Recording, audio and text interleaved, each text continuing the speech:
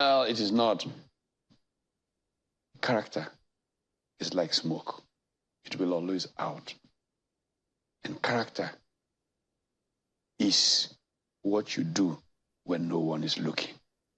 So you can look at how people have conducted themselves, and you can see those who are principled, and you can see those who use principles as excuses. Let me ask you, and let's gauge the support that the Obidati or the Labour Party movement is getting today.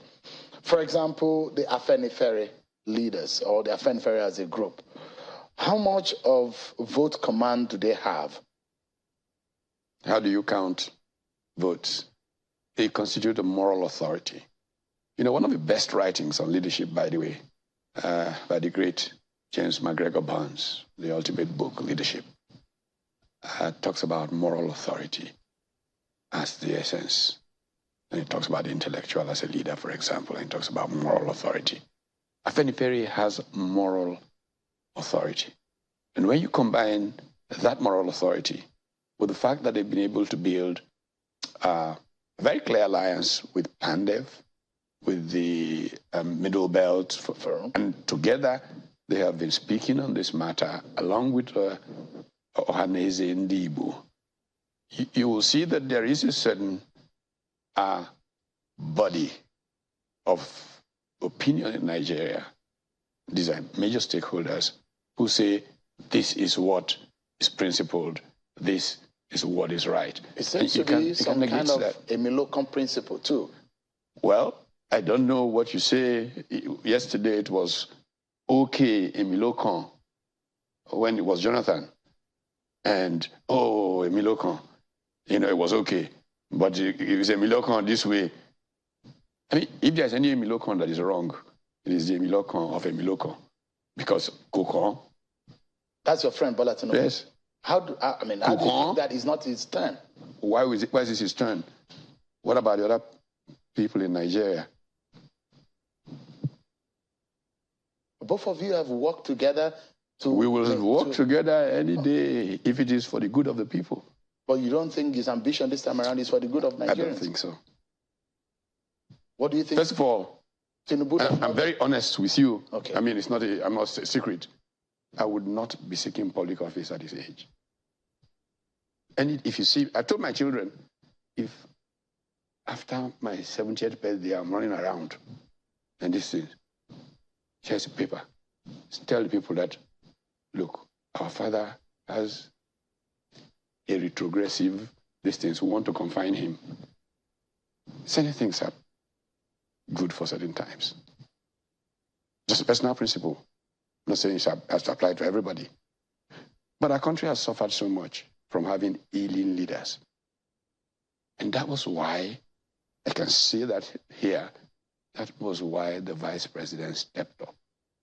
Because he thought that there was a challenge to that principle in that direction. And you think, aside the vice president Oshibajo, another person on that bill probably is not fit? Is that what you think? On which bill? I mean, you're definitely talking about the APC now. Yeah, I was talking about the vice president. And you mentioned in terms of Tinubu as the president being very fit and all of that, the vice president would have been a fit person. When you say Tinubu is not fit, what do you mean by that? Come on. In what sense? Physically, you can see he's ailing. Come on, let's not kid ourselves. You can see it. Come on, come on, come on, come on. Let's be honest. But he says he's fit. His party says he's fit. The campaign says he's fit. They think so. American presidents go through medicals that are made public. Let him go through a medical with Nigerian doctors that's made public. Sure. It's the lives of millions of people we're dealing with here. Okay? For Peter Obi and the support base, what gives you the confidence that this time around, Peter Obi can be an elected president of Nigeria? Does he have the requisite support that can win him a presidential seat in this country? First of all, you miss a trend going on worldwide. Okay? And let me tell you about that trend. Italy has just voted a far-right prime minister.